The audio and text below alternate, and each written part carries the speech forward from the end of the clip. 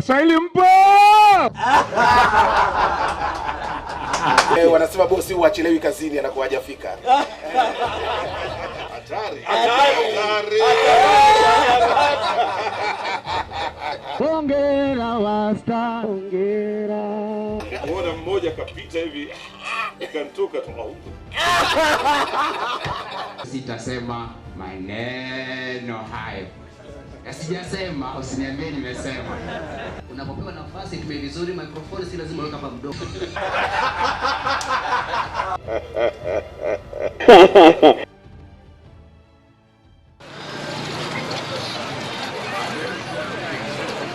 Karibu katika kongamano la tuzo za Wasta za mwaka huu wa 2015, kauli mbiu ikiwa kwa ufasaha na nasaha za busara.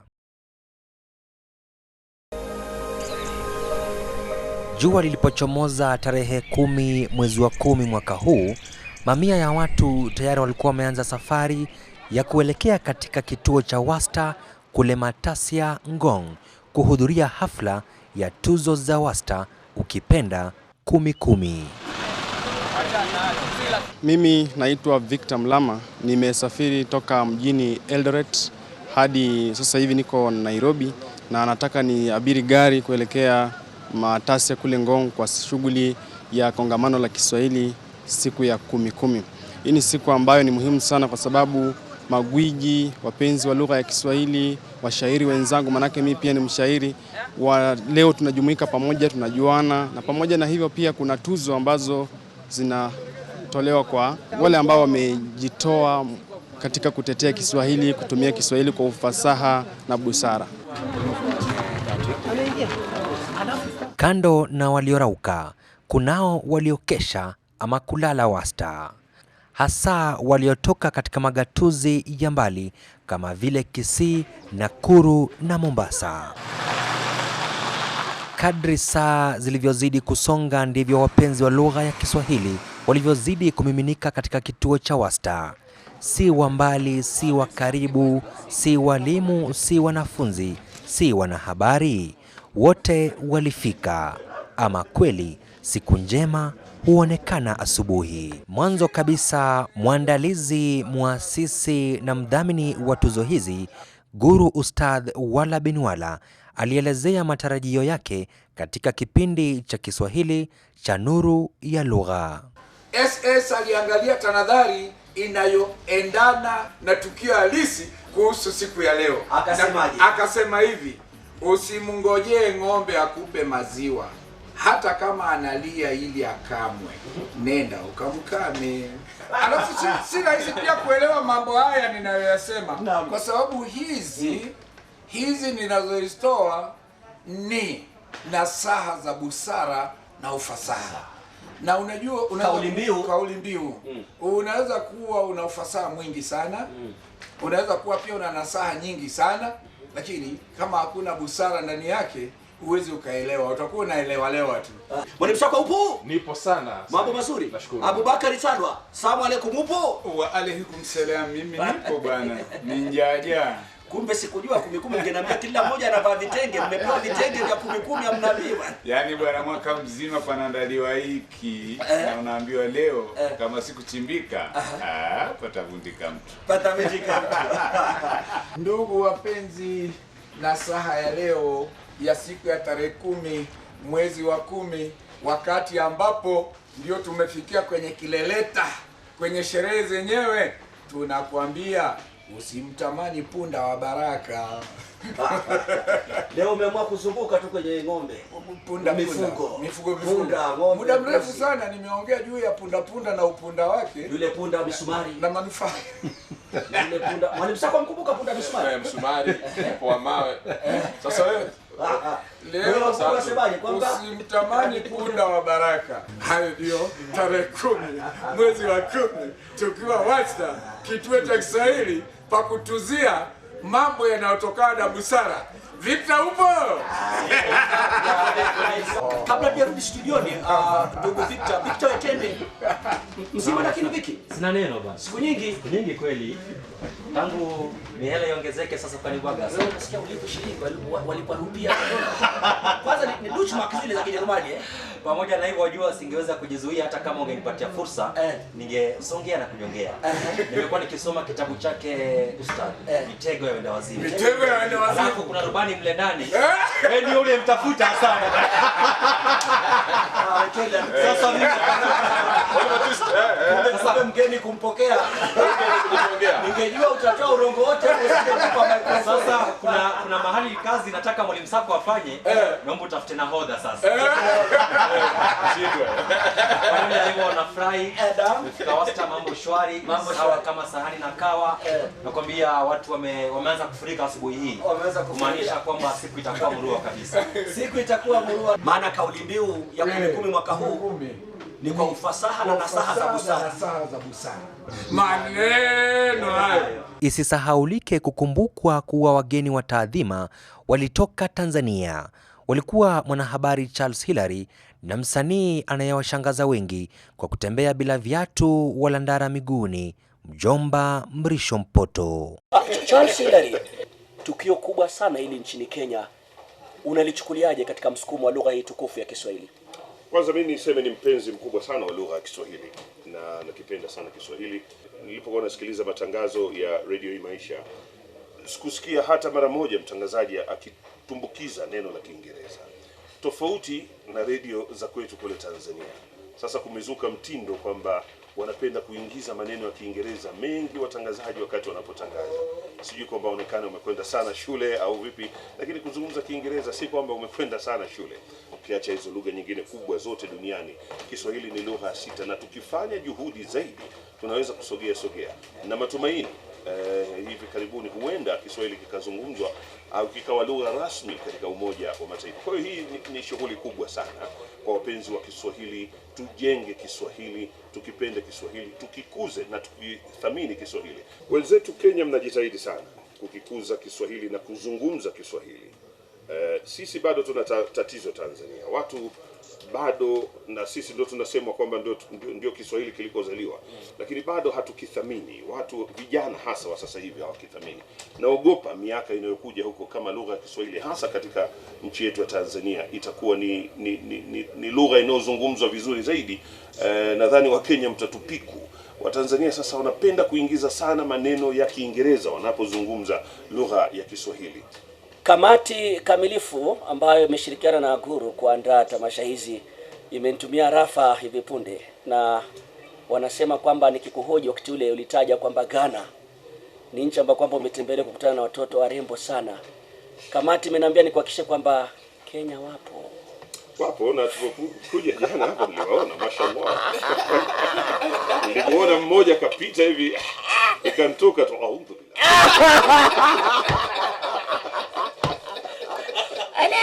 dereva wa taxi akujua umesema nini Ndio hivyo tena. Tumezaliwa zamani, tumeoa zamani. Na mimi ni mume wa mke mmoja, basi inatosha. Paka mzee wa maziwa kisha. Sio sahihi.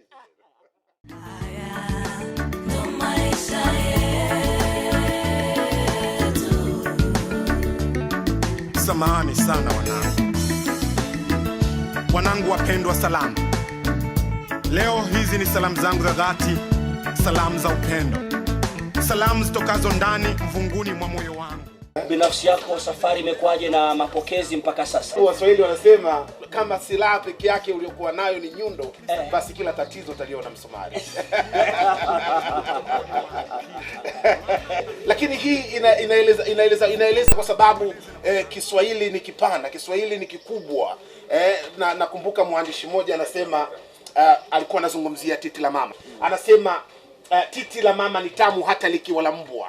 Kiswahili na adhimu sifayo iliyofumbwa kwa wasiokufahamu, ni imbe ilivyokubwa, toka kama chemchemu furika palipozibwa, toka kama mridhamu juu kwa wingi furika mfano wa Zamzamu, yetuba ya Maka onyeshi na muhimu kwa wasiokutamka, hata wafanyama pajani kukweka. Natoa na kubakisha kwa lugha ya Kiswahili, naweza na kujibisha swali bila shkheri, lugha nyingine yeshe rahi niweze hili, naona nakopesha kulipwa sasa dalili, katika maamkizi mepesi sana na mema, lugha zote haziwezi nyingine kuna hekima, na kile kama hazizi yanipasa kusema shikamo mzazi ama mtu wa heshima, kwa sababu kila lugha ina roho nyingine kama wajua, bali kiremba najua wanavishwaga mtu mzawa, na hili kama wahoho uwasha na kupumua, kwa sababu tajiri kwa fasaha na methali. Mimi nafikiri wakati huko mbali kitakuja kufasiri elimu mbalimbali kwa akili na uzuri, kiwape watu fadhili, kwa sababu kina sifa kwa nao na maana, kimefanya mataifa mengi kusikilizana, kikitoa taarifa wengi tunakuwa bayana, tunaelewana, na wale bwana wanapiga picha huko vizuri hapo.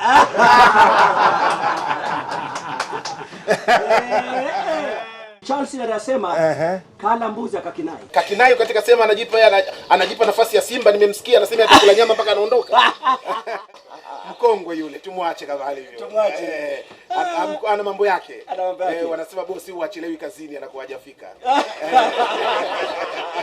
Hata akija saa 8 mchana. Asema hajachelewa. Hajafika. Bosi yuko anasema hajafika mpaka sasa hivi. Huwezi sema ndio taratibu. Huwezi sema amechelewa. Hawezi bosi anachelewaje kazini. Kwa hiyo kama kasema kakinai chazi na mimi namjua anapenda nyama, tunamsamehe. Tunamsamehe. Mkubwa yule. Mwanifunga kwa nini? Baba ile anasema leo kimkanyaga mwezio umekusudia. Kabisa kwa sababu bado mapema kumekucha. Mwisho kanda nini leo? Unajua tumekuja kwa sababu ya kitu ni kubwa. Na kama tulivyokuwa tunazungumza ni kwamba tulikuwa tumechaguliwa kwenye tuzo za Afrima kule nchini Marekani, Texas. Lakini baada ya huyu nguli gwiji, mimi namuita mpuuzi. Wala bini wala na timu yake ili mpuuzi kwa kweli. Huyu mshezi hana adabu hata kidogo. Kanibadilishia mimi safari yangu baada ya kwenda mbali na karibu. Mshezi. Tulichoandaa mshezi kwa kweli. Waite tafadhali. 1 2 3 twende. Waite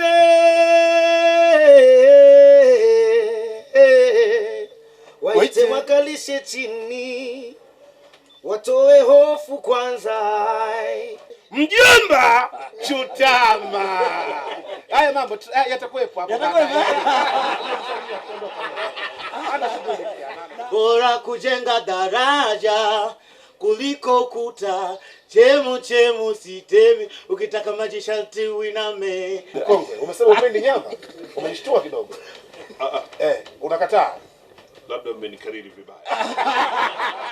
Nilichosema jana nilikula nyama mpaka nikanyosha mikono. Lakini si kwamba leo sili nyama. Nyama mpaka nitakapoondoka. Uliniambia passport umeichana? Hapana. Bado ipo. Ila tu sioni. Kurudi Dar es Salaam itakuwa shida. Bado inatafutwa. Tunashauriana. Hatari. Mimi nasema kwangu ni tuzo bora kama nini, ni tuzo zenye heshima kama nini, kwa sababu ninavyomfahamu wala bini wala sipati kusimulia. Nimetokea Dar es Salaam njiani airport kwenye nyama nimezisikia. Sifa za huyu mzee Mola amemjalia, hakika peni majungu kile ninachoambia, na ukimpatia nafasi na yeye anakupatia. Ametokaribisha kwenye tuzo na sisi tutazipokea. Kiswahili kikikopa na lugha nyingine pia ambazo zimenenepa jambo hili utumia, la usivyo zingetupwa kwa kukosa manufaa. Kiswahili kikikopa sio hila, ndio tabia ya lugha, kwa sababu watu wanasema hakitoshi kufundishia, hakifai, hakijatosheleza. Kwa hiyo tunaonyesha hakuna lugha ambayo haijakopa duniani. Kwa hiyo tunajivunia na tunasema hiki ni tajiri kwa fasaha na methali. Hivi kutoka Dar es Salaam mpaka hapa Mrisho peku. Unaona kiatu mgoni Mrisho. Viatu vya nini? Kwa ajili ya nini? Ili viweje? Vinaenda wapi kufanya nini? Hapa tunakusanya sasa ile nguvu ya kutoka kwenye ardhi, kwa sababu ni mkusanyiko wa vitu vingi sana katika dunia viko kwenye ardhi. Vinapitia kwenye mguu, vinaingia kwenye akili yangu, vinatengeneza ubongo niweze kujibu na kuongea na mashabiki. Kwa hiyo unapokanyaga chini unatengeneza ile nguvu ambayo inakwenda kutengeneza akili zako. Ujumbe wako wa mwisho kwa msikilizaji ambaye hajafika wastani upi? Mimi nasema nakopa kwenye Hadela. Wanasema ukisikia fiu ujue ndege za kivita wanajeshi wanajiandaa na siku za mashujaa. Ukisikia kengele na adhana watu wanakumbushwa kufanya ibada kumrudia Mungu wao. Lakini ukisikia boom jua unatakiwa ufiki hapa kabla hatujaanza shughuli.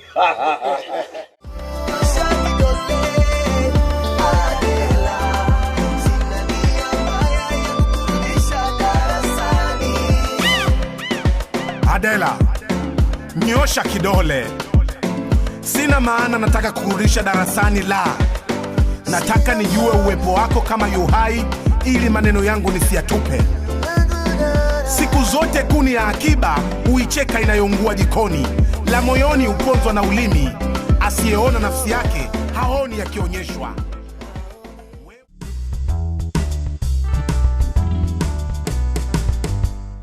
Mwendo wa saa 5 meli ya kongamano ikang'oa nanga. Karibuni sana.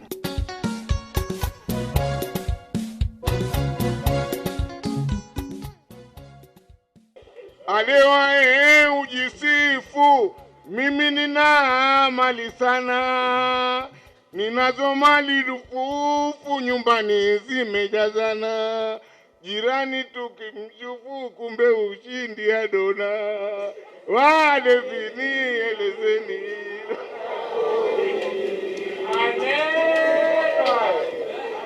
Wale viata wauma, ati kwamba natukana, situkani ninasema tusije tukazozana, mlevi ni kama nyama na hitilafu hakuna, wale vini elezeni.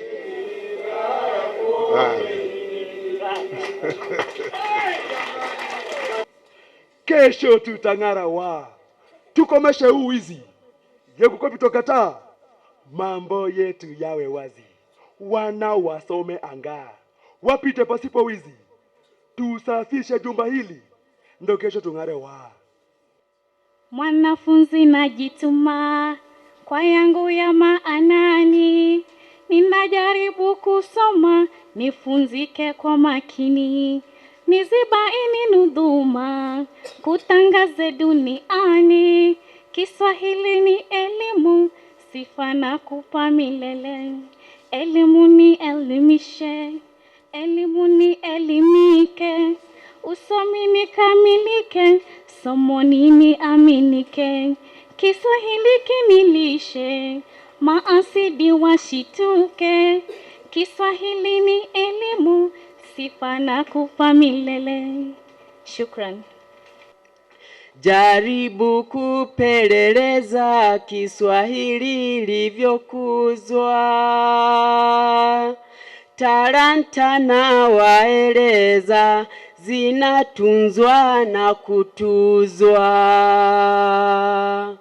Twashukuru Ebeneza siku hii kutimizwa, tuzo za wasta za tosha, jaribu kupeleleza. Sadakta. Siku ino ni tukufu, kuona mengi sufufu, mambo mengi maarufu, walimu kutuarifu, tuipate insafu, lugha ilo takatifu. Siku ino kumi heko kwa walofikishwa. Shukran. Mashallah.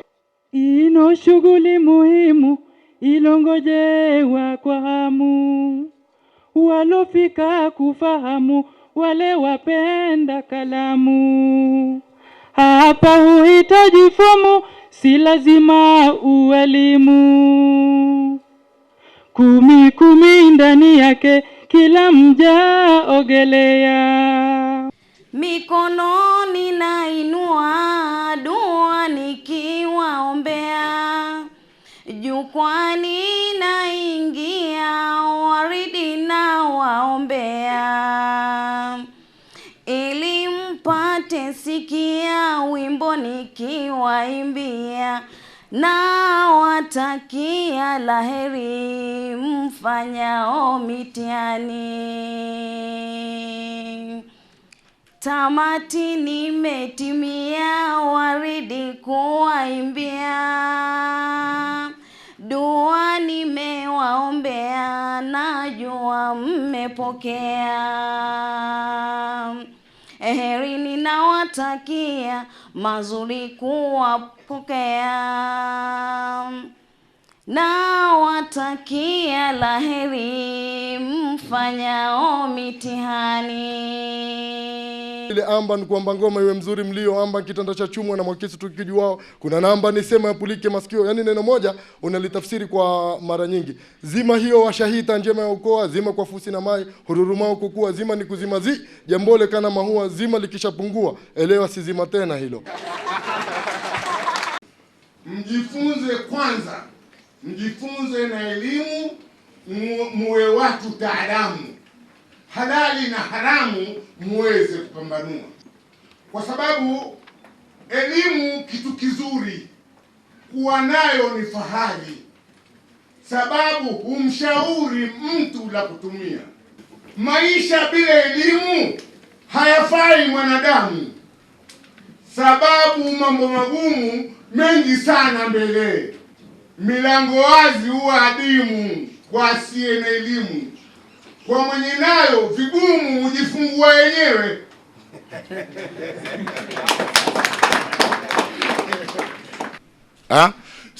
Si mwenzenu ameambia kwamba nishazeeka mimi. Hivi sasa nikicheka wafikiri nalia.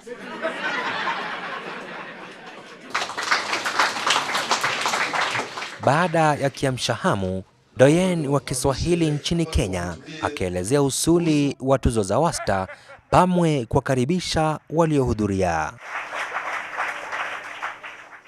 Ndugu wapenzi, taasisi ya Wasta ilianza mwaka 2010.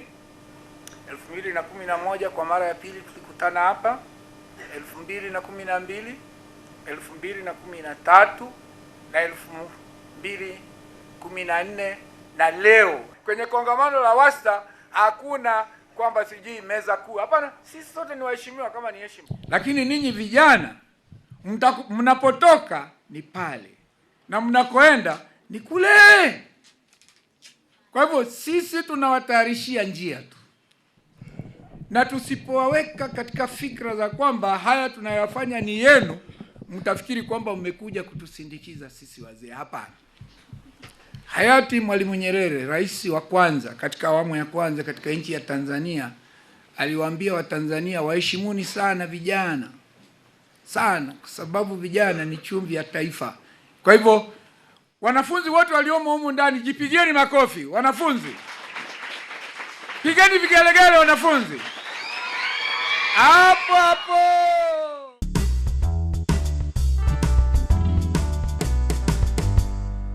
Warika langu, umri wangu, heshima kwenu.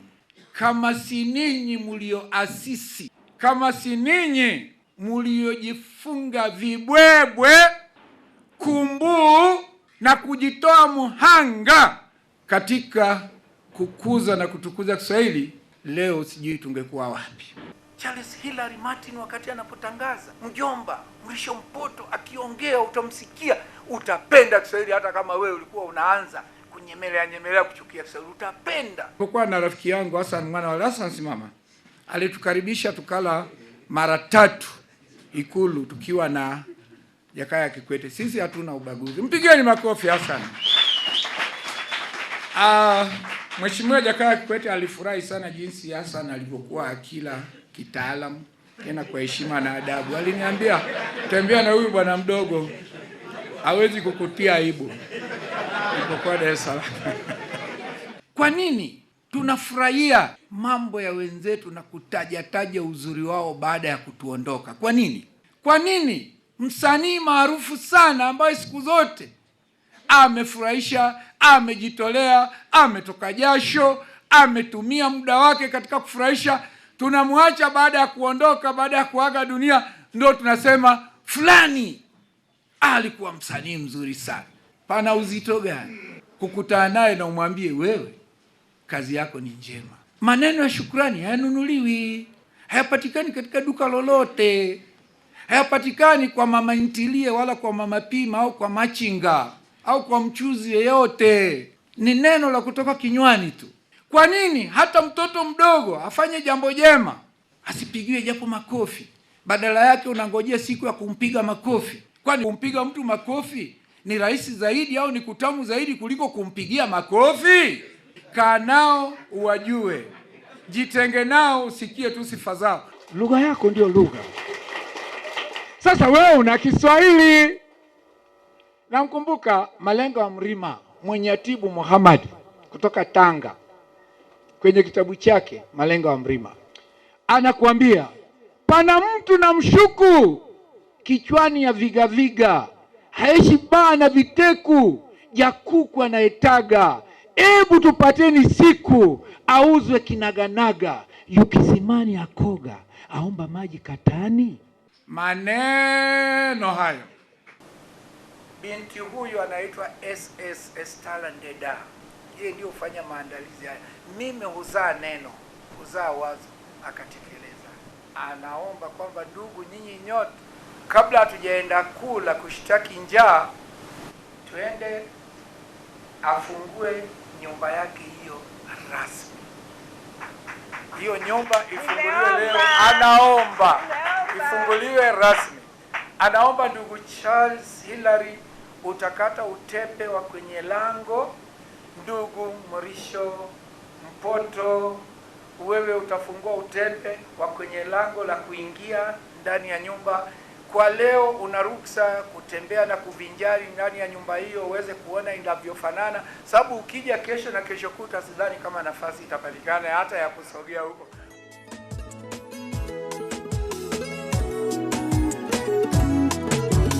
Umbali tumetoka na mahali tumefika, ndiyo maana ninatambua kwamba wewe ni Ebeneza.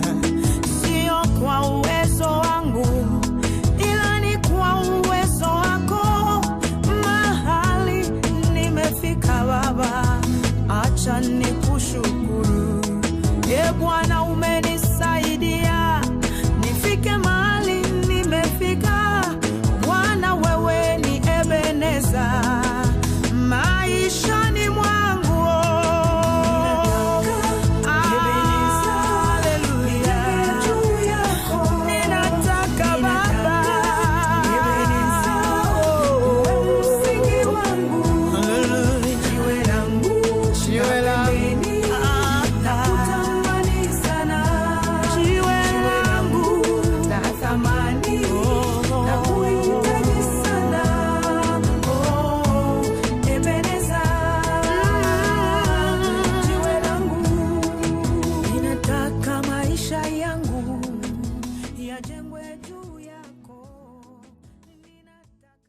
Waswahili walikwenda kushtaki njaa kabla ya kurejea kwa awamu ya pili ya tuzo zenyewe na burudani kutoka kwa msanii maarufu Mjomba Mrisho Mpoto. Kiswahili kitukuzwe, Kiswahili kidumishwe, hadi yake kipandishwe, duniani kisifike. Kiswahili lugha yetu inayotuunganisha, yaunganisha mataifa ya Afrika pia na Asia. Kiswahili lugha yetu inayotuunganisha, yaunganisha mataifa ya Afrika pia na Asia. Kazi kwenu Magalacha, Kiswahili kukiboresha. Nimefanya kazi miaka 35 iliyopita kwenye radio katika lugha ya Kiswahili. Nimepata nafasi ya kwenda nje kufanya kazi Ujerumani, BBC, kwa sababu ya lugha ya Kiswahili. Wengine lugha ndo tunaanza, lakini sasa tukikutana hivi na magwiji, na sisi pia tunataka tuwe magwiji. Napenda kumpongeza Ustadhi Wala bin Wala. Mimi nafurahi sana kuwepo huku Wasta kwa ajili ya hizi tuzo za Kiswahili, kwa sababu wanazidi kupanua Kiswahili kila siku. Kwa hiyo tuweze tu kukitumia vizuri kinavyohitajika, ili mradi kuweza kufikisha ujumbe kwa hadhira ambao watu wanatutegemea kusikiliza. Hii ni mara ya 6 kwa sasa hivi. Nimehudhuria makongamano yote. Kweli leo limefana sana kwa sababu nimeweza kuwapata magwiji ambao kwangu mimi sikuwahi kuwaona, nilikuwa nasoma vitabu vyao tu. Si mara ya kwanza kuweza kuhudhuria. Kuna maneno ambayo kwamba sikujua kwamba alikuwa anaboronga Kiswahili. Kuna neno kupelekea, ajali ilipelekea. Neno ambalo kwamba lishawahi nipotosha, lakini tangia nilipojua kwamba ukweli wa mambo, basi nimeweza kuingia katika njia sawa, njia sambamba. Kwa hivyo naweza kusema ya kwamba ni tuzo ambazo kwamba mimi binafsi katika taaluma ya wanahabari zimenipigia msasa kweli kweli. Leo ni siku kubwa sana, kwani wakereketwa wapenzi wa lugha ya Kiswahili kutoka pande zote za Kenya wamekutana hapa katika kituo cha Wasta. La msingi ni kwamba nimepata fursa kukutana na vigogo watajika, wanahabari wenzangu na vile vile waandishi wa vitabu wa kutajika na wote wale ambao kwa njia moja au nyingine wanahusika katika kuchangia katika makuzi ya lugha ya Kiswahili. La msingi ni kwamba siku yenyewe imevutia na hafla yenyewe imekuwa ni ya kuvutia.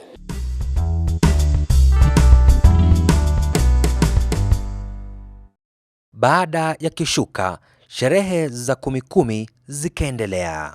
Mengi nilishuhudia nchi za Arabia, hadi machozi kutoa, huzuni zinilingia pale ukikaribia uchaguzi Tanzania. Viongozi twawaambia muwe mayafikiria yale yalotokezea Syria na Yemenia. Walemavu walikuwa na maiti kuzaga. Kuna wageni adhimu tena mabingwa wazito, leo mumemfahamu ndugu Mrisho Mpoto, msanii maradhamu, mtunzi mwenye mnato. Mungu akuzidishie nuru wala. Yuko bingwa mwadhamu, mtangazaji mahiri, kibosi lewa Azam, jina lake ni Hilari, ujaji wake muhimu wa mruzuku kari. Mungu akuzidishie guru wala bin wala. Mliofika walimu na wapigia saluti, kwa kweli na waheshimu, nyinyi ni kama yakuti. Mdumu kuwa gadimu kwa lugha mkazenati. Mungu akuzidishie guru wala bin wala. Wala muhashamu, Mola akuzidishie, na kazi yako idumu, vizazi vikutambue. Udumu kuwa imamu, lugha hii ngazi hii, lugha hii zagae. Mungu akuzidishie guru wala bin wala. Kutongoani na hamu, ila sina nguvu tena, pananukia vitamu, kuna pilau na nguna, na hisi kiti mtimu, nina njaa mungwana.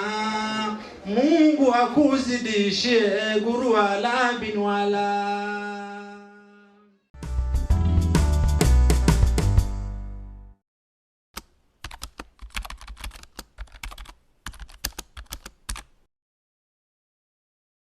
Sasa yule bwana mdogo aliponiuliza swali kwamba nimetembelea mataifa mangapi kabla hatujaonana naye, nikamwambia bwana mdogo, itakuwa unanipatia adhabu. Kwa hivyo tafadhali niulize, tangu nianze kutangaza mpira sijatembelea mataifa mangapi barani Afrika. Hapo nitakujibu.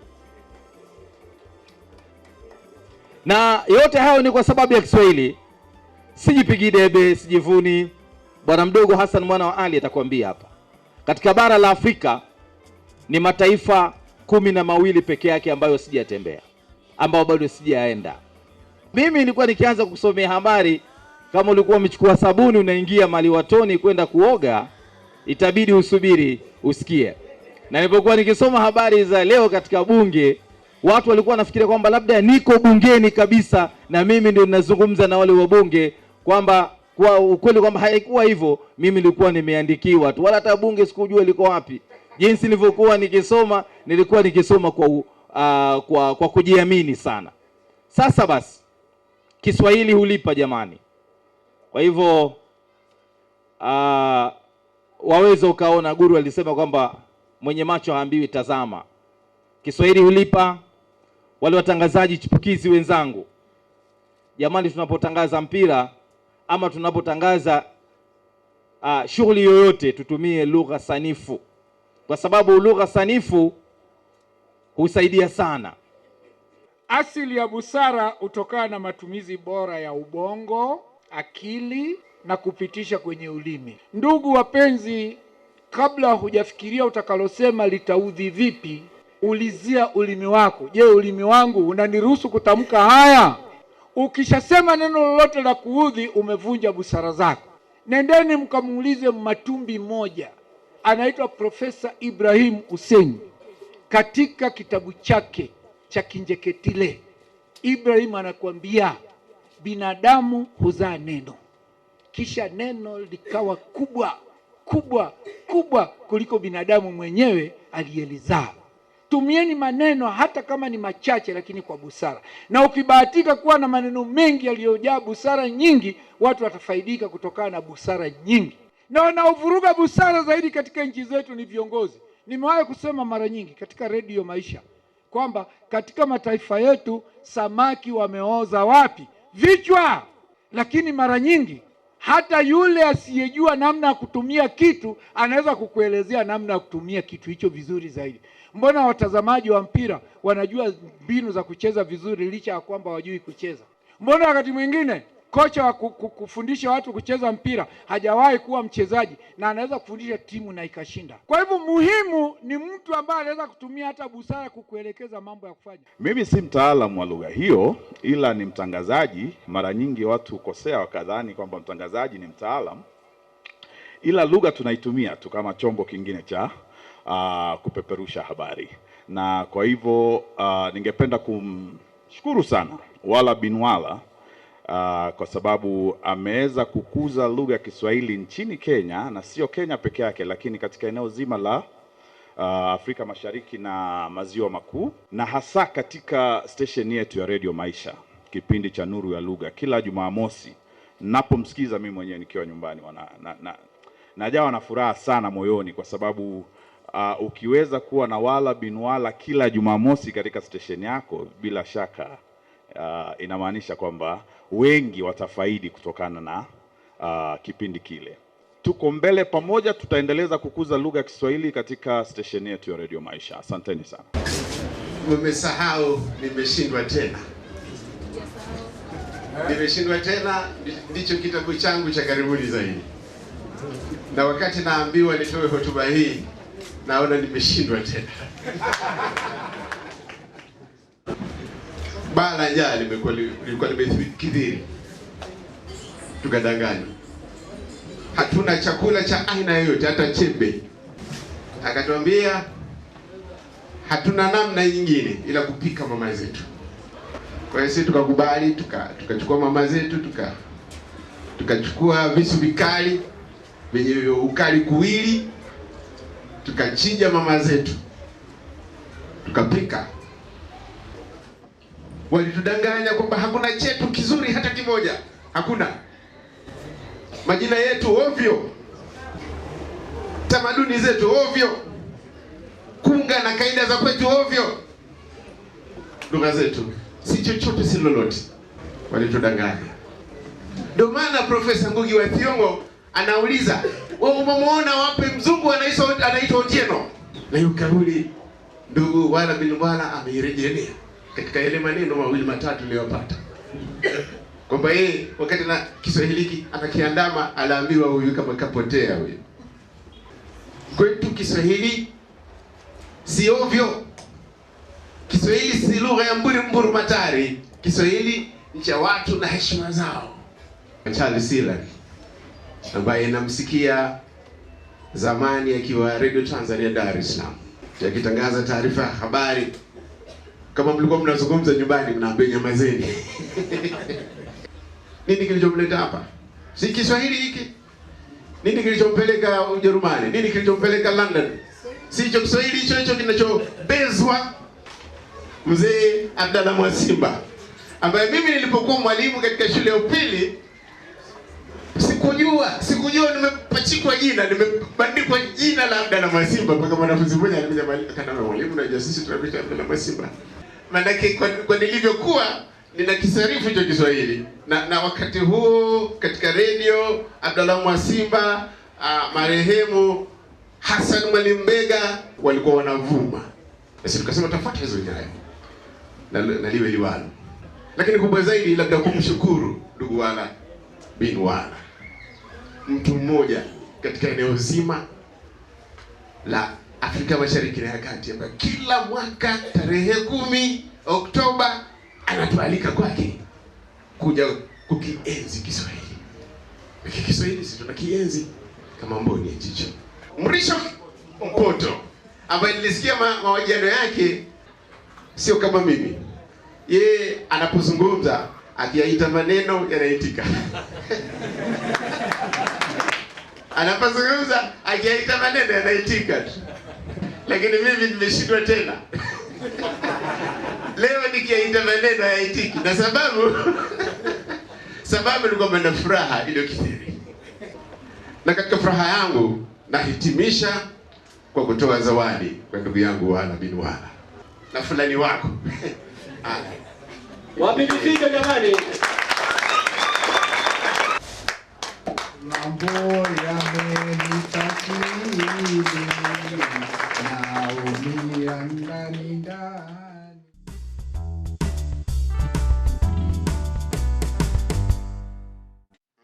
Wakati uliosubiriwa na kila mmoja ukafika, wakati wa msanii Mpoto kutamba.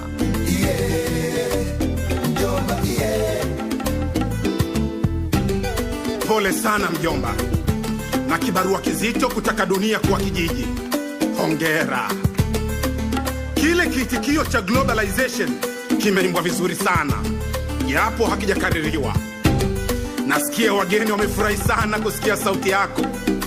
Tena wanafurahishwa na ule ubeti wa mwisho uliouongeza wa mbio zetu tokea uhuru mpaka hapa tulipo. Makofi ya mjomba jamani. Mjomba. Funga kazi kabla ya tuzo. Karibu sana ndugu mjomba. Mjomba mbona una viatu?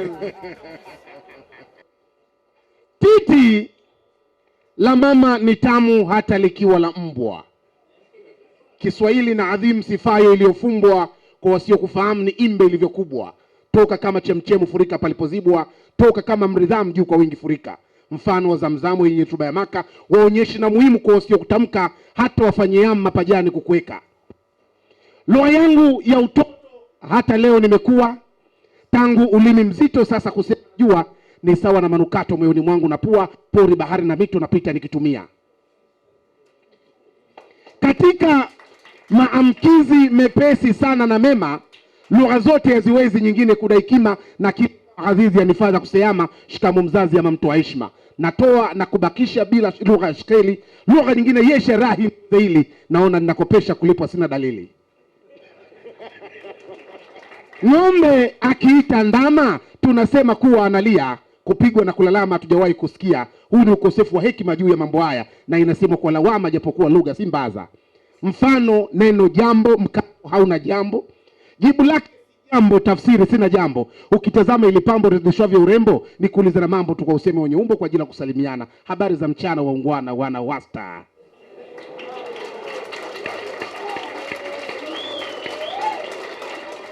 Maneno bila hesabu watu kuandika. Hii ni adhina ya dhahabu inayongoja kutumika, na mimi nadhani karibu siku njema itafika, yawe kwenye vitabu na vinywa kuyatamka. Kwa sababu Kiswahili tajiri kwa fasaha na mithali, mimi nafikiri wakati hauko mbali kitakuja kufasili elimu mbalimbali kwa akili na uzuri, kiwape watu fadhili, kwa sababu kina sifa kwa na au na maana, na kinapotoa taarifa wengi tunakuwa bayana, iwapo kitakufa roho nyingi zitanuna. Ayo yo yo yo yo. Asanteni kwa kuja. Marafiki zangu, asanteni. Majirani zangu, oyo oyo oyo. Asanteni kwa kuja. Asanteni kwa kuja. Waneni usema usimwadithie mtu ndoto yako ya jana usiku. Wakati ni mali, wakati ni ukuta. Kama neno litokalo mdomoni, kama sauti, na pengine ni kama moshi, ukitoka haurudi. Lakini kwa nini alaumiwe dobi kutakasa kaniki, ali tunajua rangi ya nguo? Ndugu zangu, ukiona paka kakubali kulala chali, anza kuomba ruhusa kazini. Najua mila na desturi za kwetu huruhusiwi kusema. Utaambiwa una gubu, Asanteni sana kwa kuja. Najua baba kanipa swali, mama kanipa jibu. Kanambia, je, ungependa kuona nini unapokuwa safarini mwanetu kipenzi? Mama akasema, mwambie ungependa kuona miti inavyorudi nyuma katikati ya safari. Ningependa kuona miti inavyorudi nyuma katikati ya safari. Good sana wanetu. Nini tena kingine? Mwambie ungependa ule wakati wa uchimbaji dawa katikati ya safari. Ningependa ule uchimbaji dawa katikati ya safari. Wow, umekuwa kiziwanda wetu. Waite mjomba. Choteni kuni mbichi, moto ukole, ugali uive, wanachotaka kitoke. Alikini mamluki, wakija wangoje, mikeka waweke, wanachotaka kitoke. Ichoteni kuni mbichi, moto ukole, ugali uive, wanachotaka kitoke. Alikini mamluki, wakija wangoje, mikeka waweke.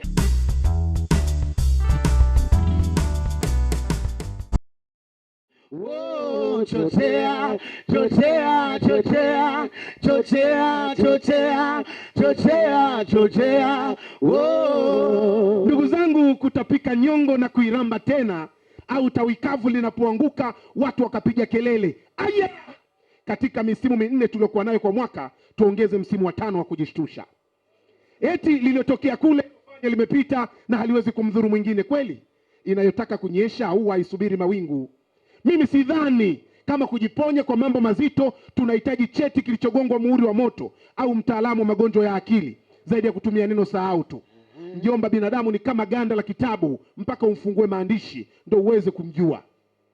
Mjomba, wewe si uliwapaka wanja, ngoja wao wakupake pilipili alafu kwenye kombolela hiyo zamu yako kuzinga. Wewe usimwambie watu kuna nyoka, unaulizaje magongo ya nini tena mjomba? Mjomba, neno la kitoto, mtoto kumwambia mtoto, tunasema watoto wanacheza. Neno la kitoto, mtoto akimwambia mkubwa, tunasema mtoto anakuwa. Mtoto akisema baba, ile ndege yangu, baba hata kama huna baiskeli unamwambia kitua nitakuletea, ndio taratibu. Lakini maneno ya kitoto, mtu mzima kumwambia mtu mzima mwenzie, kuna warakini. Mimi safari imenishinda na sasa hivi nataka nianze kufanya mambo mengine. Chochea, chochea, chochea, chochea, chochea, chochea, chochea, chochea, chochea, chochea, chochea, chochea, chochea, oh, chochea, chochea, chochea, chochea, chochea. Kuja na vipande vya nguru mjomba. Si unajua una njaa. Sawa, una njaa na uko tayari kumla nguru huyo. Lakini waulize kaoshwa? Kama hajaoshwa usile. Harufu yake itakuchukua karne nzima kuisha. Roho za watu kufanya chumba cha mtihani au mtaji wa kwenda ukingoni mwa bahari ni makosa. Tumekuwa mitaji sasa. Mwambie alipendeze machoni hata mbele ya Mungu. Mjomba, mwambie ukisikia fiu, ujue ndege za kivita wanajeshi wanajiandaa na siku za mashujaa. Ukisikia kengele na adhana, watu wanakumbushwa kufanya ibada kumrudia Mungu wao. Lakini ukisikia boom, jua mimi na timu yangu tumeshafika, tuko wasta, tunakaa pale tusubiri tuzo zianze kutangazwa. Mungu ibariki Kenya, Mungu ibariki Tanzania, Mungu ibariki East Africa, Mungu kibariki Kiswahili chetu cha duniani. Hongera wasta, hongera. Hongera wasta, hongera. Asante wasta, asante. Asante wasta, asante. Asante wala, asante. Mungu akulinde wala, asante. Usichoke wala, asante. Tutawaambia Watanzania asante. Asante sana. Asante sana. Wama ni burudani iliyowasisimua wengi. Kilichofuata ni awamu ya 3 na ya mwisho ya tuzo za Wasta.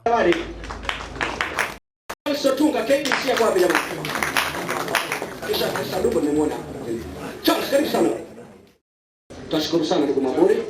Msalimu sana. Ndiye babake mzazi. Makofi ya baba. Ustadhi huyu mwalimu wangu wa maisha tangia shule ya upili Starehe.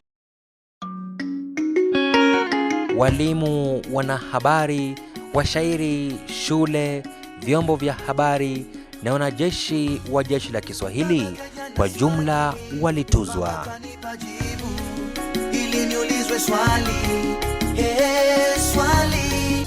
Asanteni ndugu zangu, marafiki zangu, asanteni majirani zangu, oyo oyo oyo, asanteni kwa kuja, asanteni kwa kuja, asanteni ndugu zangu, marafiki zangu, asanteni majirani zangu, oyo oyo oyo, asanteni kwa kuja, asanteni kwa kuja.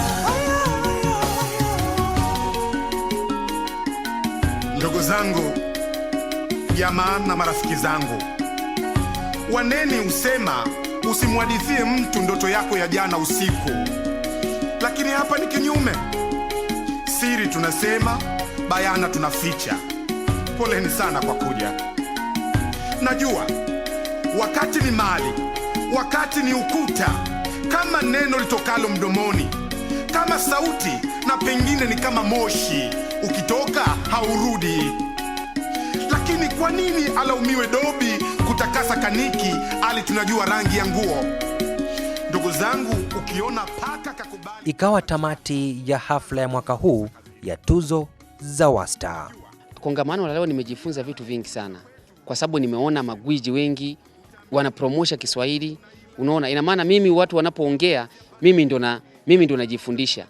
Nimepata kujua ngeli kwa yale waliosema asiyejua ngeli akifahamu Kiswahili. Kilichonipendeza ni kwamba ni kitu cha kwanza kusikia, na kilitakiwa labda serikali ndio hiyo inasimamia hiyo, lakini ukiona kwa mfano mheshimiwa kiongozi wetu hapa Mzee Wala alivyoamua kufanya kitu kama hichi, imekuwa ni kitu kizuri sana kwetu sisi wasanii, pia na kwa wapenzi wa Kiswahili ambao tuko ndani ya East Africa.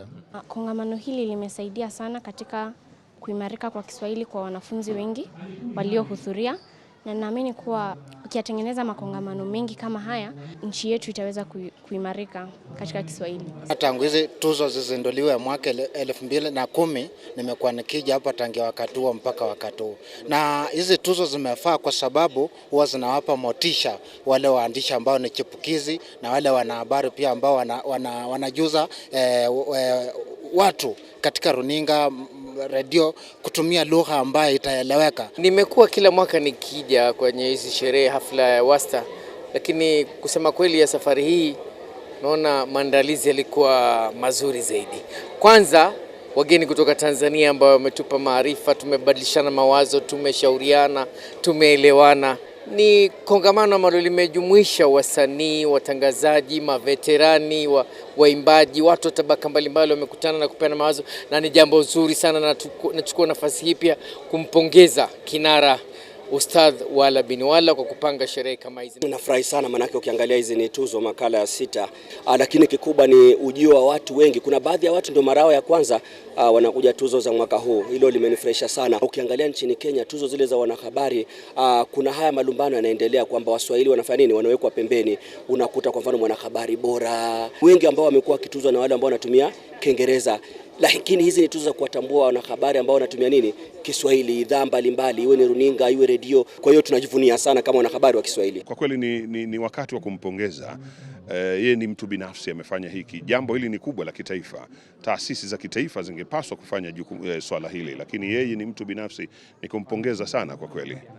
Ile dhana yenyewe ya kwamba tunakuja kwenye kitu kinahusiana na lugha ya Kiswahili, hiyo kitu ndio sababu kubwa iliyonisukuma mimi kuja. Sasa usanii na Kiswahili kama fani na maudhui.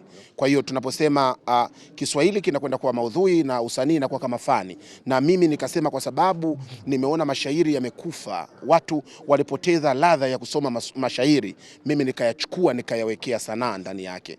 Kuwekea sanaa kurudishia heshima yake, kuonyesha kwamba mashairi ndio kila kitu katika maisha. Yaani chochote unachofanya lazima kiwe na ushairi ndani yake. Ama kwa hakika sherehe kama hizi malengo huwa hayawi yangu. Malengo huwa ni waliohudhuria. Waliohudhuria wakiridhika, basi sherehe zimefana. Kwa sababu mimi ninaweza nikaridhishwa na wingi wa watu, lakini kumbe mambo yaliyokuwa katika sherehe, katika hafla, katika tuzo, watu hawakuridhika. Lakini kwa kadri ninavyoangalia nyuso, mazungumzo na yanayoendelea, tumeridhika. Malengo yametimia. Tumekuja, Waswahili wanaopenda Kiswahili, tumepata nafasi ya kuwa pamoja, kila mmoja akajikuta na nafasi ya kuweza kuelezea hamu yake, nia yake na uchangamfu wake kuhusu Kiswahili, na kila mtu ameridhika. Na siku zote katika maisha, ukiridhisha nafsi, mambo yamefanikiwa. Kila mmoja aliondoka na tabasamu mdomoni, cheti mkobani, kombe mkononi na mafunzo kichwani. Tukutane mwaka ujao katika 10 ya 2016 majaliwa. Hadi wakati huo, endeleza ufasaha na nasaha za busara.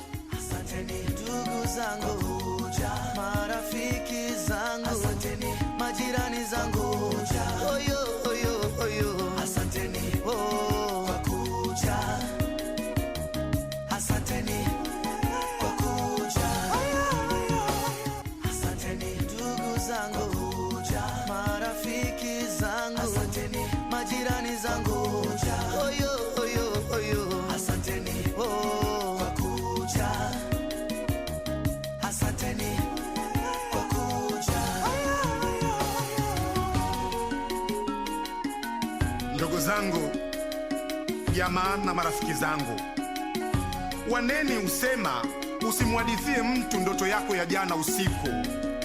Lakini hapa ni kinyume. Siri tunasema, bayana tunaficha. Poleni sana kwa kuja. Najua wakati ni mali, wakati ni ukuta, kama neno litokalo mdomoni, kama sauti, na pengine ni kama moshi, ukitoka haurudi. Lakini kwa nini alaumiwe dobi kutakasa kaniki, ali tunajua rangi ya nguo? Ndugu zangu, ukiona paka kakubali kulala chali, anza kuomba ruhusa kazini. Najua mila na desturi za kwetu uruhusiwi kusema, utaambiwa unagubu.